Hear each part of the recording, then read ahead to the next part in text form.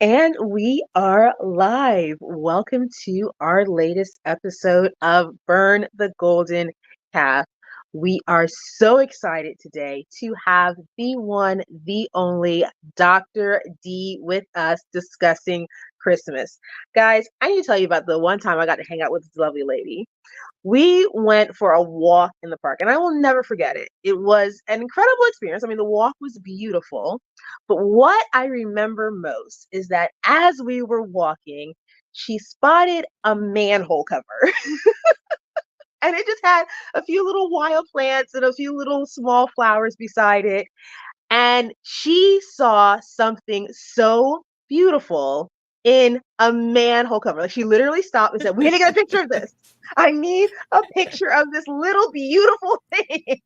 And we had a whole photo shoot with just a manhole cover. And this That's is funny. Dr. D, the person who can find beauty anywhere in anything. We are so excited to have her with us here today. Dr. D, what do you want our audience to know about you? Well, what you just said is very true. I look for beauty and I love finding beauty all over the place, especially in unexpected places. So I think that what you said is wonderful already. But yes, I did, maybe more will come out about Dr. D as we continue to talk. I love that. Wonderful. Well, as you all know from the last few episodes, we have been discussing topics that pertain to the holiday season. We know that holiday seasons can be really rough for a lot of people. Not everyone has the Hallmark experience. Not everyone is decking the halls. Not everyone is Yeah. having the Christmas card experience.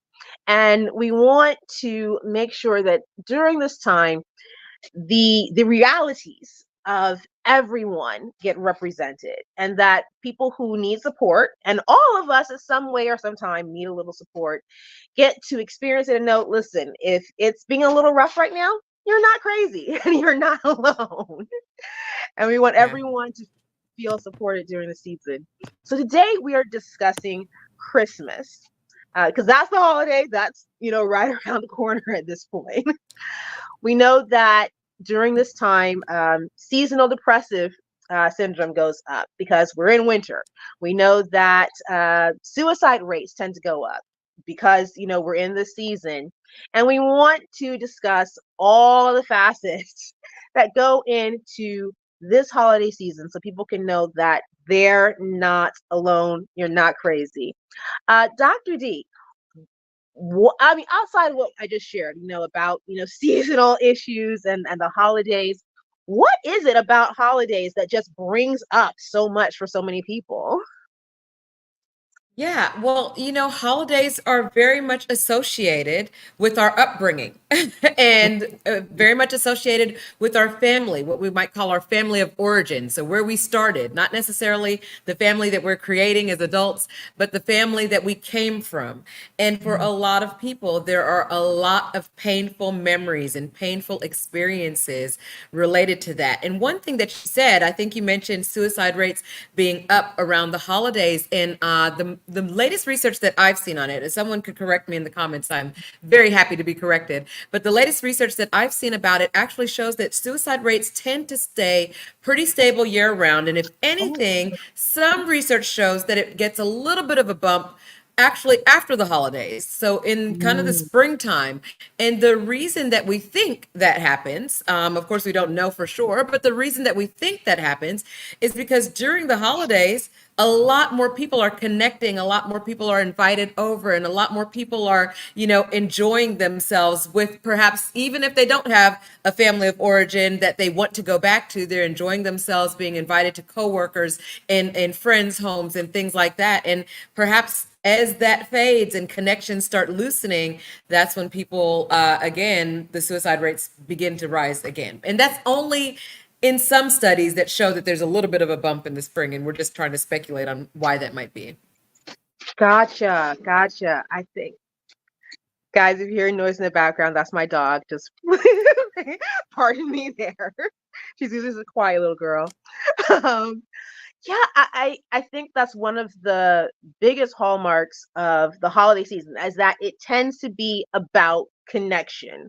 That holidays are about returning to your place of origin. I'll be home for Christmas, and home is not your own house because you go there every day. Home is where your family is, where your origin is. But it's also about being connected to others, having a place to go, having people to share with, having things to do. And yeah, if that's not there, that can be very difficult. I would imagine that, loneliness feels much more exacerbated during times like this.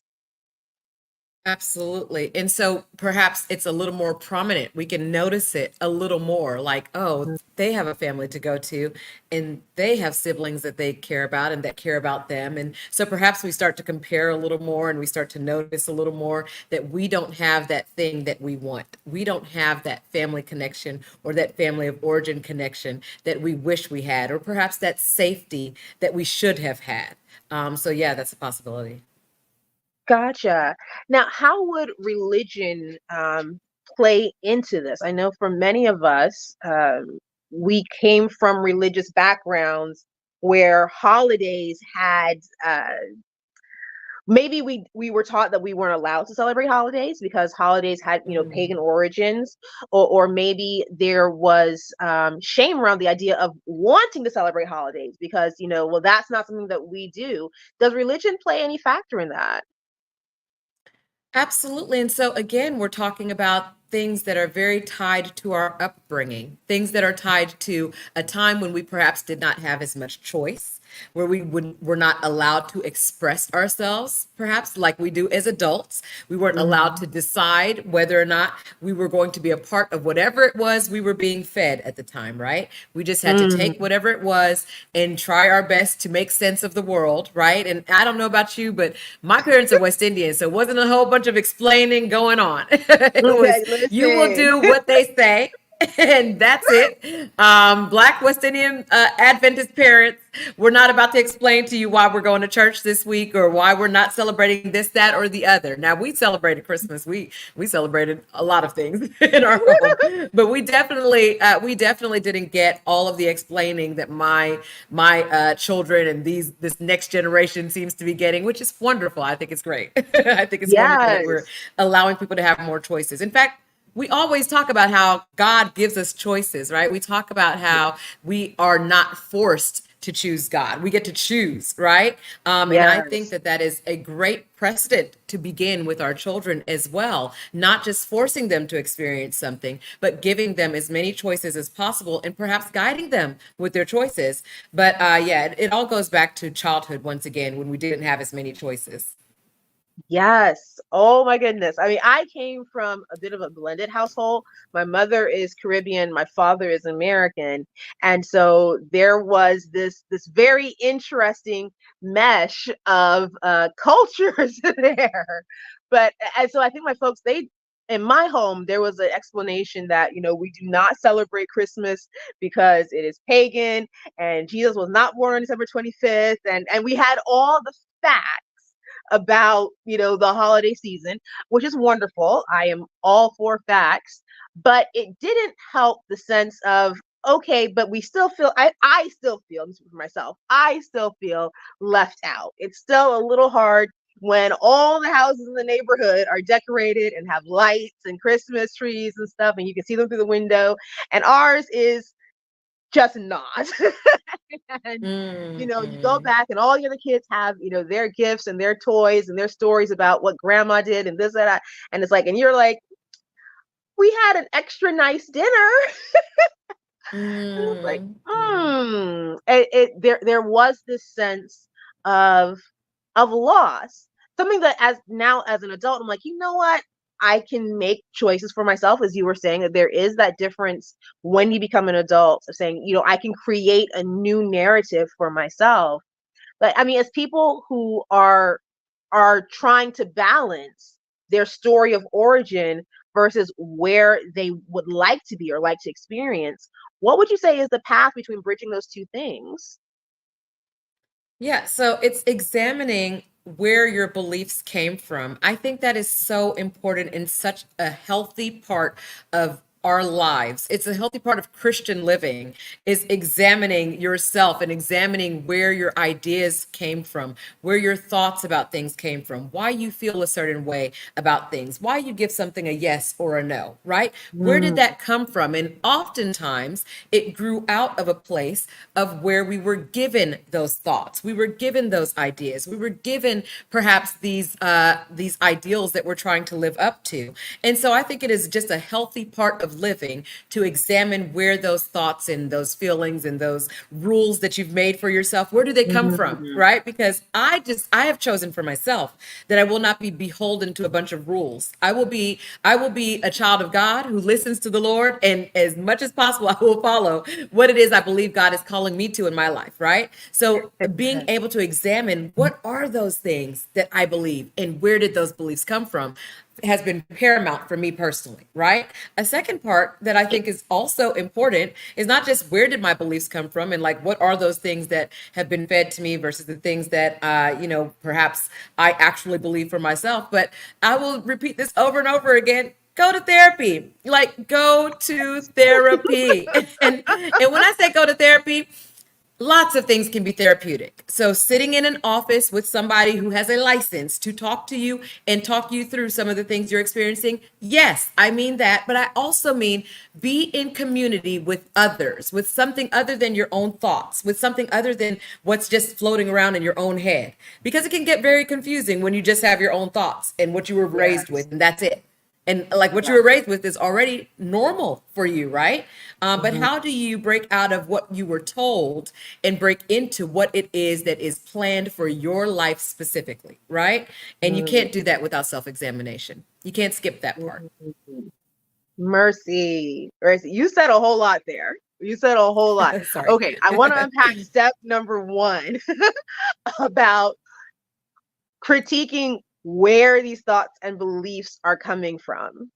Yeah. That is so huge because I think a lot of us, because they were given to us so early, because they were implanted while we were so young, for many of us, they are just the default programming. They are our norm. And so we don't even realize that we are functioning with a set of beliefs. We just think that we're functioning with life as is.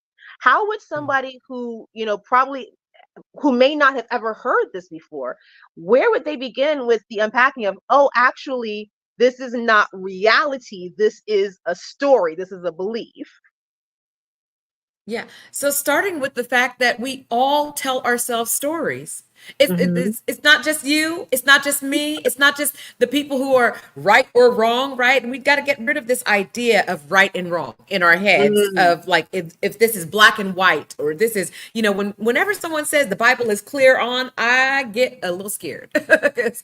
What are we this. talking? Are we talking about it? It was clear on something 2,000 years ago. Are we talking about it's clear on something now? Like which clarity are we discussing, right? And Mm-hmm. so I want us to realize that we all tell ourselves stories, and guess what? We're going to tell ourselves stories that make sense to us. And so the way that you start to examine it, and the way that you start acknowledge that you have a story. There's a story you have in your head for why you celebrate Christmas. There's a Mm, story you have in your head for why you don't celebrate Christmas. There is a story to that. It's not just a set of rules. And even if yeah. it's a set of rules, you believe it because there is a story attached to it. So we Yeah. all have stories. Be willing to examine what is your story? What are the stories that you hold and that you might hold dear, right? Mm-hmm. But be willing to examine whatever your story is. Know that you do have a story. All of us do.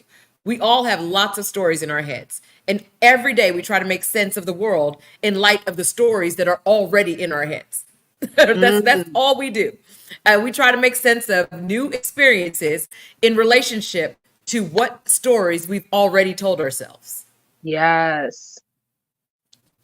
That is huge. That I really, really hope that folks are hearing this and grasping it because my goodness, is that huge when you realize that everything that you're experiencing, everything that you see around, all of it is a product of the story that you've been telling yourself, and that you have the capacity to change all of it if you're willing to change the story. It's huge. It's absolutely huge. Now, for many of us, once we realize that, okay, wait, I have this story that was given to me at a certain point, and some of it I love, some of it I really like, I want to keep, but some of it doesn't fit who I am now. It doesn't fit the reality of my current existence, or who I want to be in the future. What's the next step of unpacking that? It's like, okay, I think I want to change some things in the story. Mhm. So the first thing I said was recognizing that you have a story, right? Like we all have these stories. I Hmm. think the second part might be recognizing that you are a story. Like, what is the legacy that you want to leave? Because you're imprinting a story on the next generation, whether you have children or not. You are imprinting your story on the next generation. So, not just you have a story, but you are a story. And what does leaving a legacy look like? What are the things you want to be known for when you're gone? Right. So Mm. perhaps recognizing what is it that I want to leave behind? Do I want to just live into the things of the past, the things that I've been taught, the things that I've been told that I don't even understand, but I'm just going to live into those things? Or is there something that I need to be living into as well for the next generation? Is there something that I need to be living into as well for myself? Right. Because I am Mm. a story everywhere I go, everyone I interact with, all of the joy and the experiences that I'm having now is a story that is yet unfolding. So what are the things that you want for your current story? Not just the stories you hold, but the stories that you are. Mercy.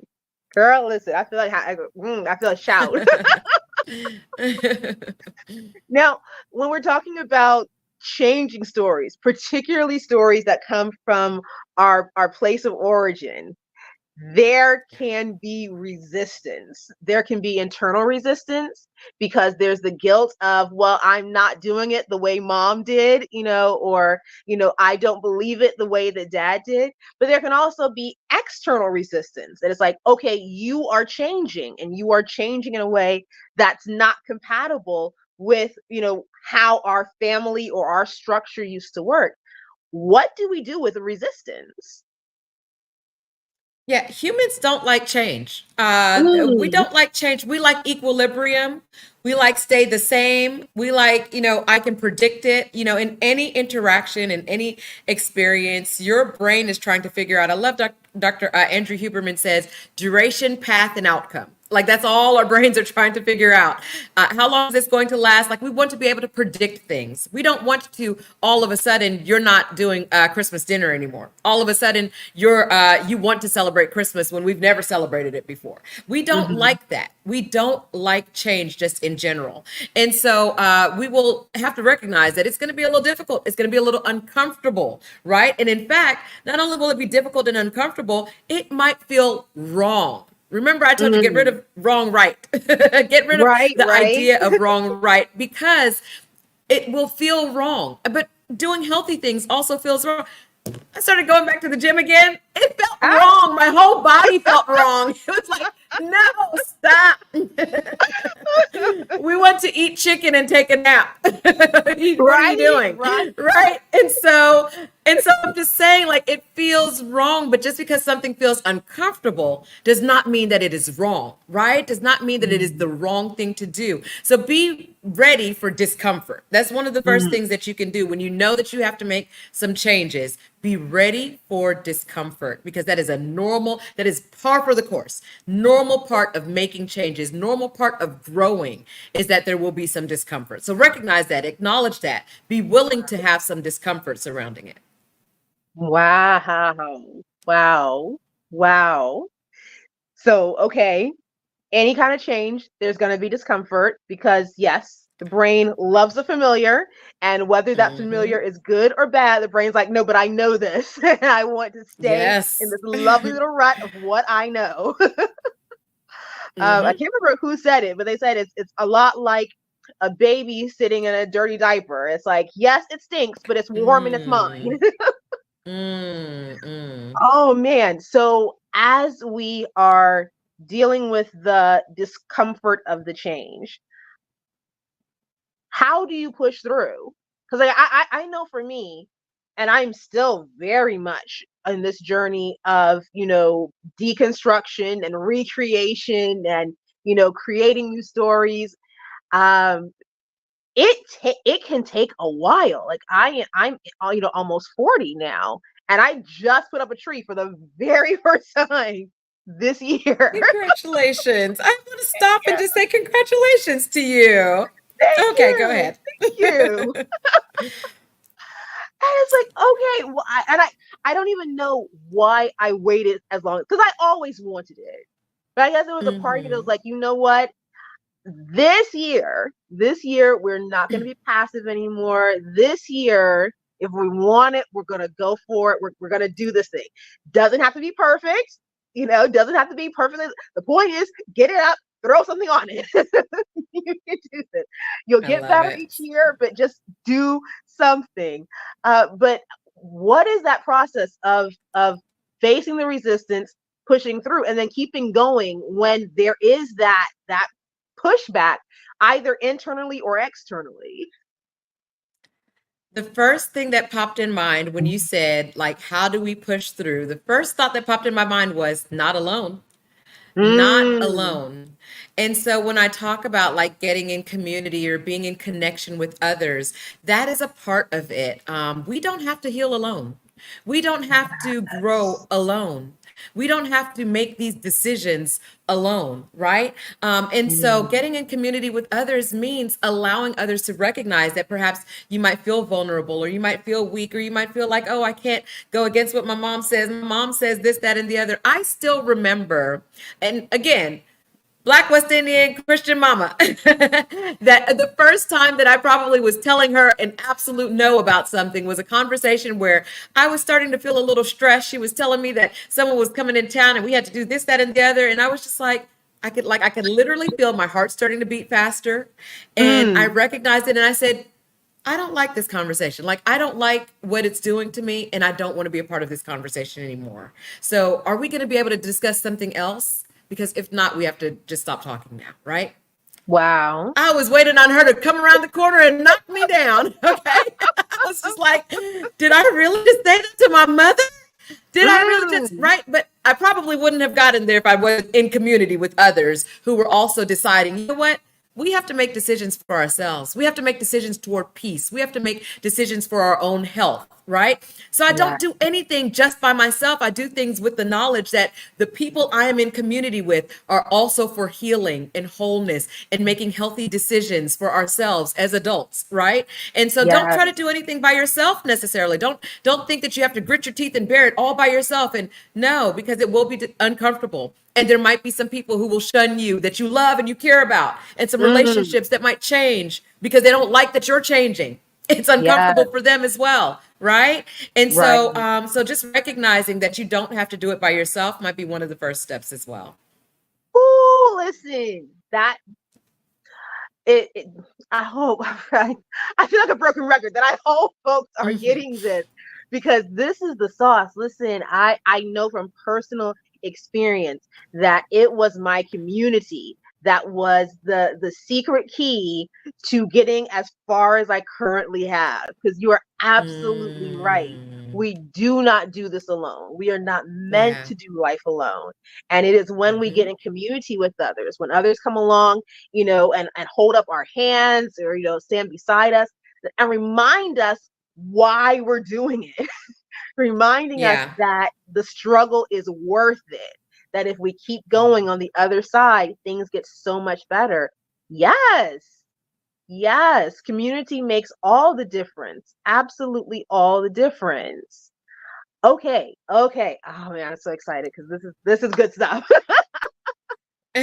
And one other thing that I'll add, I think that it might make sense to start trying to make some of these decisions or thinking through some of these decisions when you're not in the moment. Like, don't wait until Mm, Christmas dinner to, like, now all of a sudden, you know what? And by the way, like, please think through these things ahead of time, okay? Think through the Hmm. discussion that you want to have. Think through whether or not you want to discuss things, because not everything requires a discussion. It This is doesn't. true. Everything does not require a discussion, and not everyone is in the place where they need to have a discussion with you. I understand that, right? So This is true. you don't have to confront everything. You really don't. Sometimes as an adult, it's just like, I'm just not going to be there anymore. I'm not going to make a decision to be there anymore. I'm not going to be in that environment anymore. And sometimes people already know why, right? I'm not about Yes. to explain to someone who abused me why I'm not coming to the dinner they invited me to.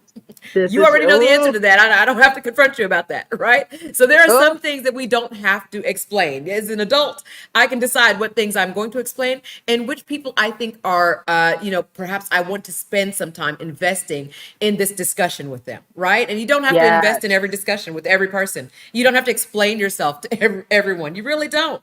The people that love you and care about you and are in community with you, yes, those are the people you're accountable to. So should you probably have some discussion? Sure. But you don't have to do it in the moment. You can think about it ahead of time and think about what the discussion might be like. And again, this is why going to therapy can be helpful, because you can discuss those things with your therapist. Like, what are the possible outcomes? What are the things I'm scared of? What are the things that I want to make sure I address and I don't skip over, right? And so all of that is really important. And it can't be for the reaction of the next person. It can't be for the response that you may or may not ever get. Hmm. You might not ever get the acceptance, right? For whatever the decisions are that you're making. You might not get that acceptance. You might not. And so don't do it for acceptance. Don't do it Hmm. for anyone else's applause or anyone else's agreement. Do it because it's what is right for you. It's what is best for you. That's why you should be making whatever decisions that you're making. Oh my goodness, yes. Yes. I think of a series of questions that Marissa Peer, who is a London therapist, offered for those who are in situations that have become uncomfortable because somebody said something that wasn't okay. And she said the Mm. first question that you can ask is, I'm sorry, I didn't catch that. Could you repeat that, please? Because usually, usually people, if they have to say it a second time, it's like, well, let me think about that. Do I want to repeat that? No, never mind, never mind. I'm not going to repeat what I said, Love that. right? But that if the person is like, no, I said, then you can follow up Said with, what I said. right? Which does happen sometimes. Sometimes Mm-hmm. Auntie so and Mm-hmm. so is like, no, I said it. He said you follow up then with, are you trying to hurt my feelings? Holding them Direct. I accountable. love it. It's Oh, direct. yes, Mm-hmm. holding them accountable for this Mm-hmm. very hurtful thing that they've said.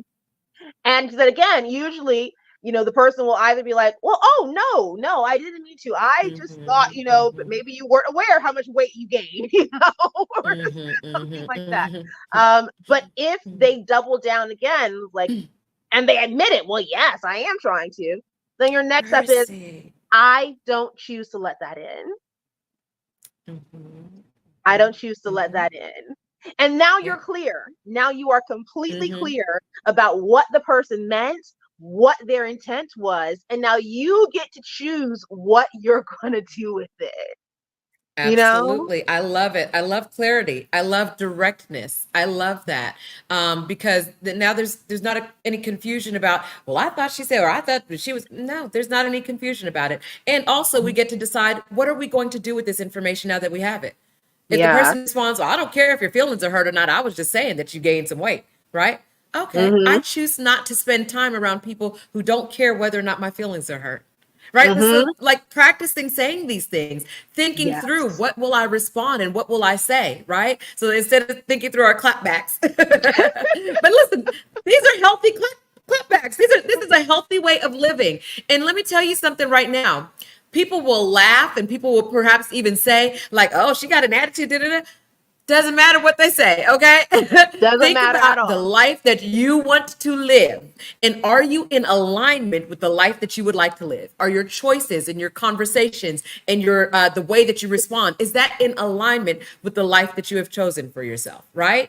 And so Yeah. that's what it comes down to. It doesn't come down to whether or not somebody is upset that you did X or Y and B, Z. And guess what? they'll be upset, and sometimes they will be changed by it and still be upset. I'll give you an example. I don't know if you remember the Clubhouse days or if you ever got on Clubhouse when Clubhouse had come out, but I remember this girl was saying, I've been setting boundaries, and how do I, get past the fact that my family makes a joke of it. They make a mockery of it. And I'm like, what do you mean they make a joke of it? And she said, well, they'll say like, oh, we setting boundaries like Kim, ha ha ha ha, and they'll laugh. And I was like, so you're telling me that you started setting boundaries and now your family members are also setting boundaries and you're mad that they're laughing instead of rejoicing that they're setting boundaries? Like, people will Hey, laugh and be yet changed by what it is you're doing. Their whole lives, their whole legacy, your whole lineage, everyone's being changed, right? Your family line is being changed. Y'all have boundaries that y'all are enforcing. They're laughing, but they're being changed by it. So my thing very is, you can laugh all you want to, and you might not even know that because I set this example of setting boundaries and standing up for myself and deciding what I will and will not allow and will allow in, right? You might not mm-hmm. even realize you're being changed by it.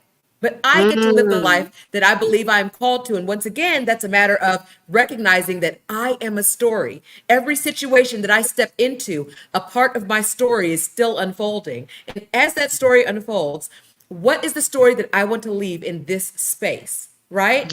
And yes. if that's the story I want to leave in this space, one of peace, one of wholeness, one of choices and boundaries, wonderful. I've done my job, whether you're mad at it or not.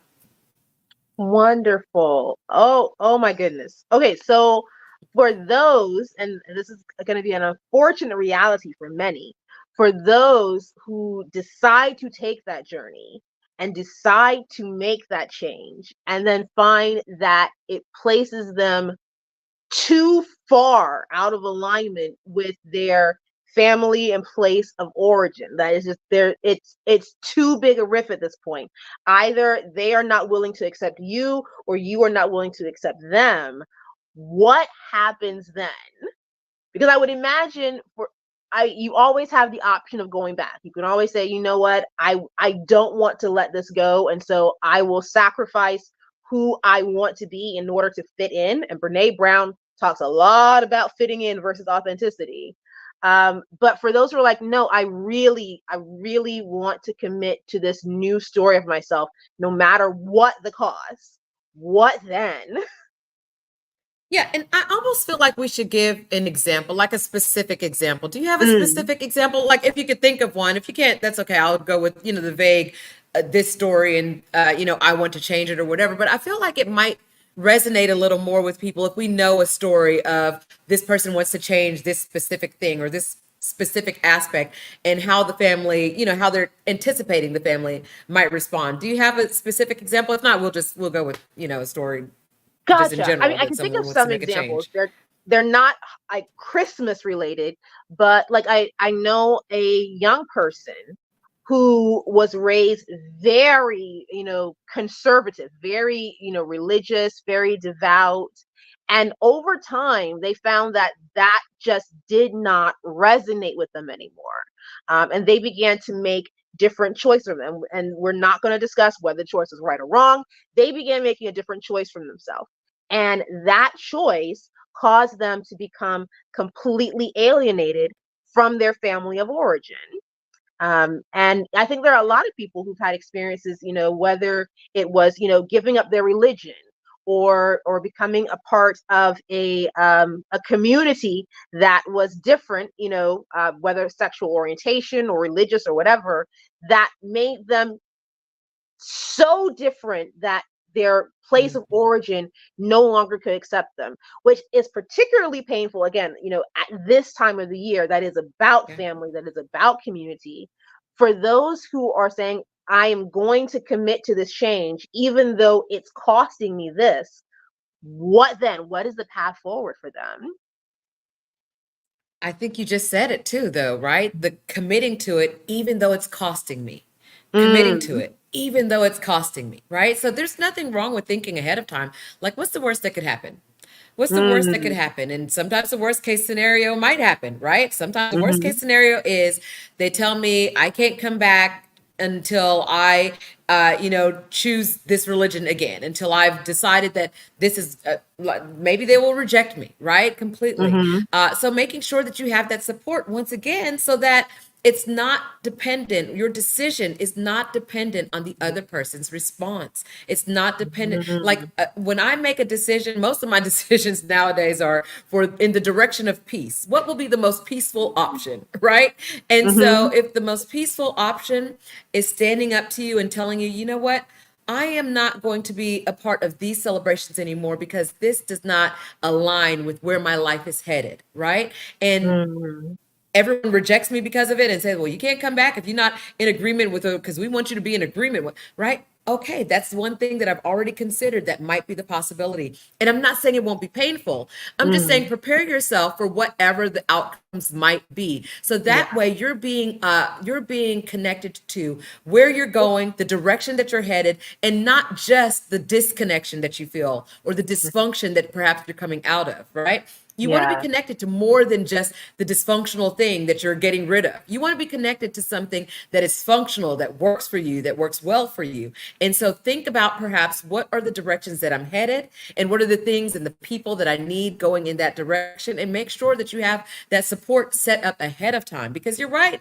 People might reject it and people might not like it and people might talk about you and say, well, you're not welcome here anymore. They might. They might. That Mm-hmm. is a possibility. And that is a hard and painful possibility, right? So we're thinking kind of Yeah. worst case scenario, but guess what? Those worst case scenarios do happen sometimes, They right? do. And They so do. thinking through, what am I going to do if that happens, right? And what is the Mm-hmm. support that I need around me as I make this decision that I know is the best decision for me, right? Like, one thing that I did a few years ago, I think it was just maybe 2 years ago, I spoke to some friends about a family member that I needed to disconnect from. And I was like, I need y'all to bear witness to the decision that I'm making today, because XYZ is the reason I'm making this decision. So that down the line, when this person is in their casket, I'm not like, oh, I should have done better. And no, I should not have. I Mm-hmm. did what was right in that moment for this time. And I have people who bore witness to that, right? And Yes. so that's another thing we can do. We can build in. And again, that's utilizing your community, right? So Yes. people that loved me and cared about me, and I didn't mind hearing feedback from them, but I wanted them to know this is Yeah. why I'm making this decision, right? And Yes. please, when the time comes that I might start having regrets and placing shame upon myself, please remind me Mhm. of why I made this decision. Yes. Yes. Oh my goodness. This it's so much. It's so much. Oh my goodness. Yeah, good. I I think I feel like a broken record. I keep saying I hope people are getting this, but my goodness. And one thing that I bring out is that there is a profound difference of sitting down with yourself and looking at your story through adult eyes.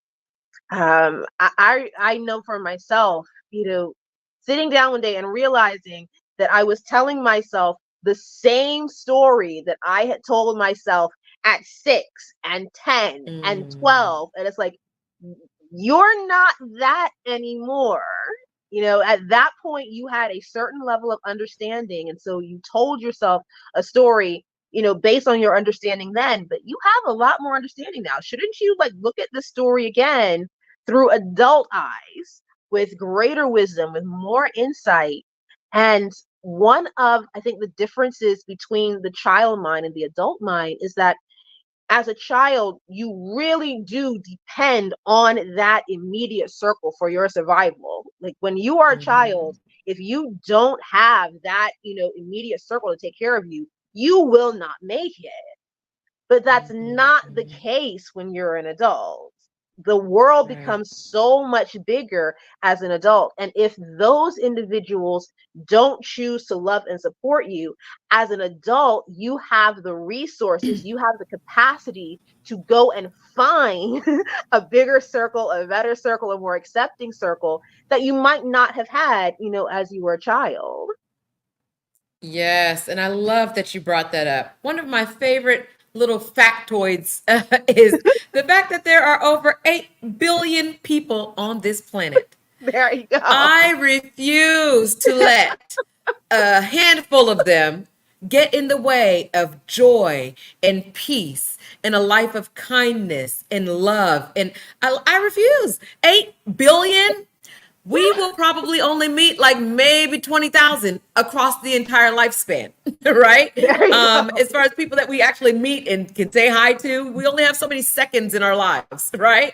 And so, with 8 billion people on the planet, I refuse to let a few get in the way, even if they have a title that I cherish, even if they have the title of mother or father or sister or brother.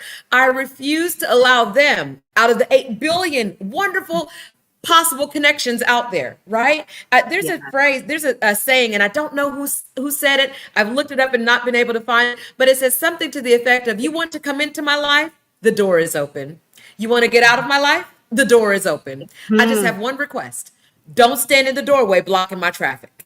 Don't Yes. get in the way of the wonderful connections and the beauty and the love that I could enjoy in this life. Absolutely not. I won't allow that for my life."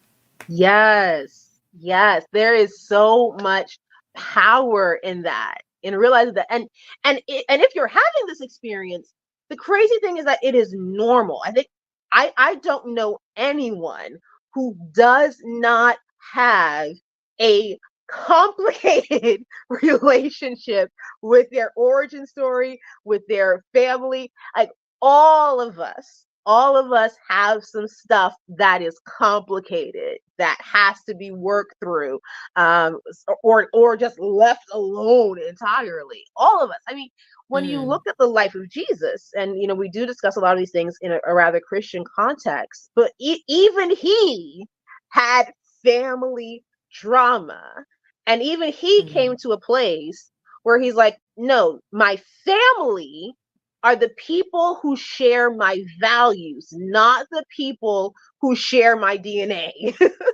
Mhm, mhm, And yeah, mhm. as you're Yeah. going forward, into adulthood and maturation, and making choices to be authentically yourself, whatever that looks like, your family are going to be the people who share those values, who choose to see you as your authentic self and value you as your authentic self and support you as your authentic self. And if it's not your family of origin, you can have a family of choice. And sometimes your family of choice is even better than the family of origin. Yes. There's a text that says he places the lonely in families. And I Mm. I've always tried to understand that, like as a kid growing up, like, what does that mean? Because how are you lonely when you're in a family? And then it's dawned on me, right? You can be in a family, a quote unquote DNA related family, right? And Hmm. still feel lonely. But thankfully, there are opportunities to create family, to create connections, to create community around you. And that is of your choosing. And you get to choose to move in and out of relationships in the way that you need to. And some relationships are going to be temporary, and that's okay. Like, just because a relationship starts and ends doesn't mean there has to be a villain or a hero. I just, maybe it was temporary. And that doesn't mean that it won't hurt. It doesn't mean it won't sting. It might sting to end the relationship. But it doesn't have to be that somebody did you wrong or you did them wrong. Perhaps you just grew and you moved on, and perhaps they grew and you moved on. Perhaps you just grew apart, and there's nothing wrong with that. So we have to get ourselves again used to change, despite the fact that we have these brains that are telling us, no, same, same, same, same, same, same. We want same, right? Yeah. But we have to start telling ourselves, no, change is the way to go. Change, that's the one thing that we can depend on, is that things will change. That includes relationships. Yes. Yes. Oh my goodness. So as we're going into Christmas, and Christmas is, just a few weeks away at this point, for those who are in this transition space, of unpacking their stories and confronting family and building community, and figuring out where their faith, fits into all of this. What is the one thing you would tell them as they are swimming through this ocean of all the stuff, of all the things? What's the one thing you would tell them? It's like to encourage them to keep going, because you don't want to drown. You got to keep going.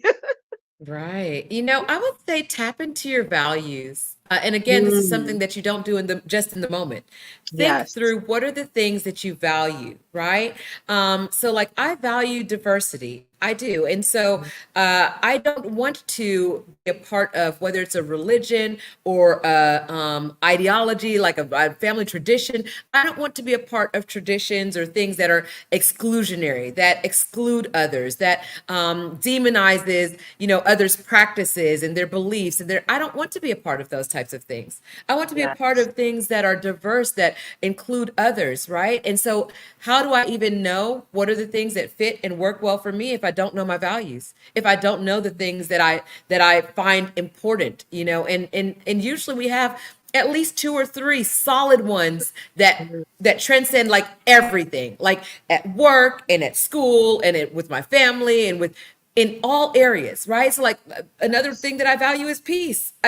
I Mm. like to be peaceful, to be at peace. I'm not gonna be in a situation where there's a bunch of arguing. Every Thanksgiving we get together, and the auntie's getting to know, not with me. I won't be there. If that's what happens every Thanksgiving, I'm not going to fool myself into believing it's going to suddenly align with my values this year. I just won't Yes. be there. I won't be a part of things that will get in the way of the values that I am beholden to because I choose them. I've chosen that this is the life I want to live, right? And so get in touch Yes. with like what are the things that you really value? What are the things that you really believe in that are really important to you? And there might be some that it's like, that's not that important, right? That part's not as Mhm. important. So it's fine. I can tolerate this situation, right? Or maybe you say, Yeah. I could tolerate being this situation for an hour. And after that, I'm leaving. So I tell them as soon as I get there, I'll be here for about an hour. And it doesn't matter how upset people might get. This is what I've decided is best for my life. And this is what I'm going to do. And then next year, somebody else is going to be there for just an hour as well. Right? You are probably Yes. setting the course, setting the pace. And wonderful, wonderful news that you're setting the course for change in your family. Yay. It's a good thing. Yes. Oh my goodness. Yes. Yes. Because it's so worth it. So worth it. And I said, if you think in this moment that you don't have community, I promise you, there is somebody who has been looking at you and thinking that you are amazing and wishing they could be in your Mm-hmm. bubble and wishing that they could be a part of your life. It is mind blowing how much love and support Yes. is available when we begin to look past the little walls we put up and the stories we told ourselves. There's Mm-hmm. so much love and support available, so much there, Yes. and if you Yes. want And I it, encourage, is yeah. there. Yes, and I encourage anyone watching this to if that is you admiring someone else, tell them, tell them. I think it's Dr. Jaya John. He says something like, to encourage, like if you see somebody with a light and it's shining, encourage them. It helps them keep the light on. And so I'm one Yes. of those people who just does the weird thing, and I will just pop up in your inbox and be like, "You are so beautiful. Like, I really appreciate your perspectives, or I really appreciate, that you're just out there doing beautiful things." Like, right? I love that. Like, and I want to encourage that, and I want to live in a world that encourages that. And I want to Yeah. leave a legacy of a world that encourages more of that, right? So I'm going to live into that. And if somebody thinks it's weird and doesn't like it, oh well, they think it's weird and they don't like it. Right? Oh And well. and I'll give just a really quick story about that. Yeah. I was going to my childhood church, and I just would like to go sit in the sanctuary, and they would be, cleaning and whatnot, and so the sanctuary would be open, and I would like to just go sit in the sanctuary and worship for a little bit. And one day I went in there and I was just worshiping, I was praying, and as I was leaving, the lady who was cleaning, she stopped me and she told me that God told her to tell me that, whatever it is I'm going through, that, it's God's going to work it out, and all of these things that she told me. And I was just like, okay, thanks. Like, I was happy that she said it, but didn't really mean a whole bunch because I was like, all right, that's all right. Wonderful. Message from the Lord, right? I didn't feel like I needed that message at that moment. But the next day, I had such a bad day. I was ready to quit everything. I was done with therapy. I didn't even tell my therapist. I was like, I ain't coming back here. Mercy. We're done with this. We're done. Right. And the message from the day preceding rung in my Mm, ears to keep going, to persevere, right?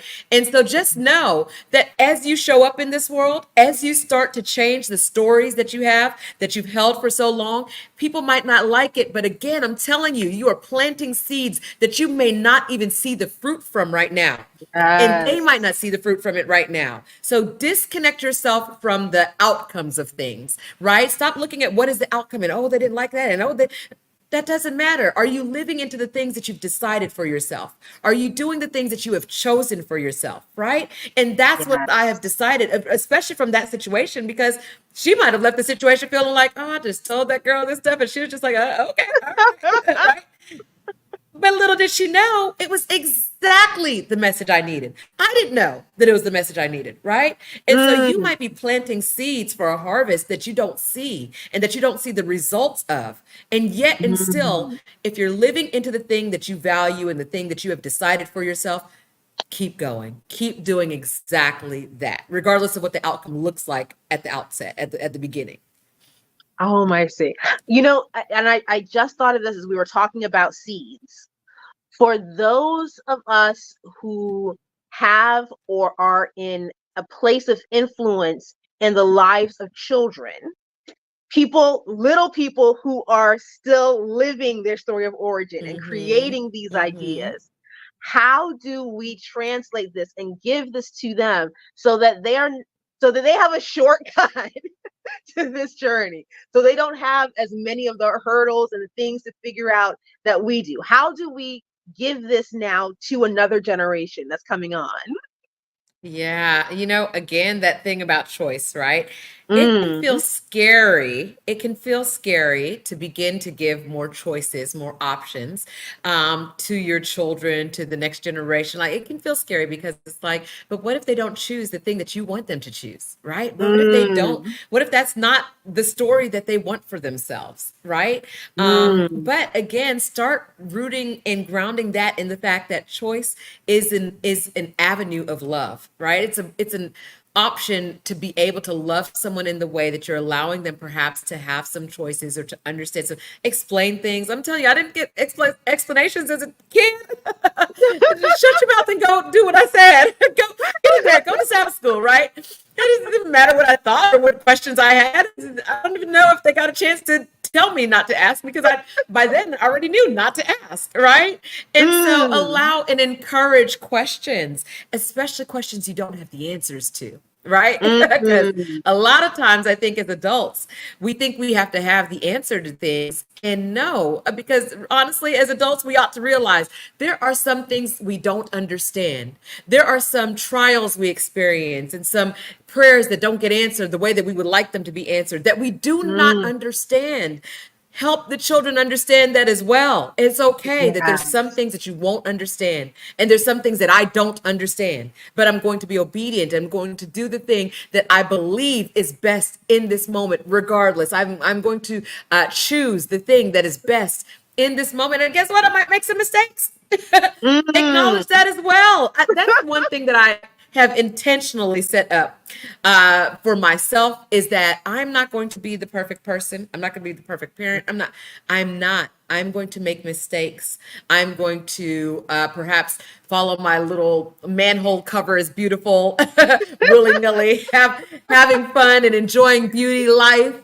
And perhaps I'll miss some opportunities that I wanted to take advantage of, right? Or perhaps I'll, create opportunities for things that I didn't want to come into my life, right? And guess what? I'm going to make mistakes. As a parent, as mm. a friend, as a daughter, I will make some mistakes. Be willing Yeah. to have some humility about your life. Be willing to apologize. Be willing to try to make amends for things that you do incorrectly. But that's one thing that I set up from the outset, is I'm not going to make the right decision all the time, right? Mhm. All the time. Mhm. I'm not. I'm going to make mistakes. I'm going to make Yeah, mistakes, and I'm sorry for the fact that I'm going to make mistakes. there you go. I love that so much. Dr. D, I cannot thank you enough for all this. Like, So this has happy to be felt here. like such validation of the journey. Awesome. Oh Awesome. my goodness. I know I feel so, it's like, Ooh, yes. I hope others feel the same. Good. Uh, Good. as we're closing out, Christmas is in just a few more days. And for some, it's going to be amazing. For some, it's going to be challenging. For all of us, it's going to be another chapter that is ending out this year of life. What are like the top three things that you would want someone to take from this conversation as they are going into Christmas? Oh my goodness, we've talked about so many things. I don't know. We have. One of my favorite things in this world is boundaries, and so Mm, when we kind of briefly talked about it a little bit, but it's kind of what we're discussing ultimately are the boundaries that we have for ourselves, the boundaries that we have for how we want to interact with others. So I would say spend some time thinking through what are your boundaries, and boundaries are simply like the limits of something. So again, like I mentioned, time is one of the most frequently used boundaries, right? I'm supposed to meet with you here at this time, and I'm going to stay for this amount of time, right? So think about time boundaries. Think about how you want to spend your time. Think about how what you want to invest in and what things you want to disconnect from, right?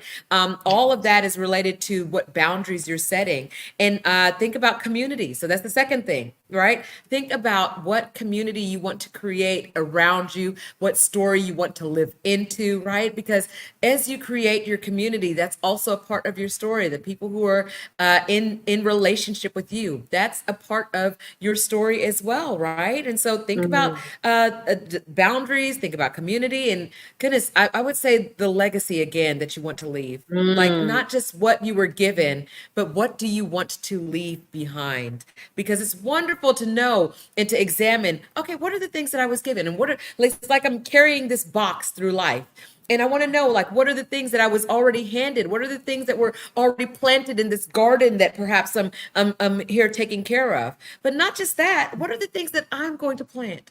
What are the things that I'm going to uproot? What are the things that I'm going to take out of the box and say, you know what, that doesn't serve this purpose anymore. It doesn't work for the direction that I'm headed, right? So think about Wow. legacy as well. So that'll be the third thing, I guess, that I say. So boundaries, community, and legacy. Wow. Boundaries, community, legacy. Guys, I Yeah. hope this blessed you as much as it blessed me. Boundaries, community, legacy. And when you said that choice is an avenue of love, oh my goodness, like that's huge. Yeah. Thank you so much for sharing. For those who, and I know this is gonna be the case. For those who want to follow your work, who want to see what you're doing, Dr. D, where can they find you moving forward? Social media, I'm on social media probably a lot more than I should be. But I Aren't we am I all? am in the process of developing some e-courses. The boundaries will be one of them. Leaving toxic relationships will be one of them. The first one that I will be doing is on trauma recovery, specifically trauma Mm, recovery. More than 70% of people in the US will experience trauma at some point in their life.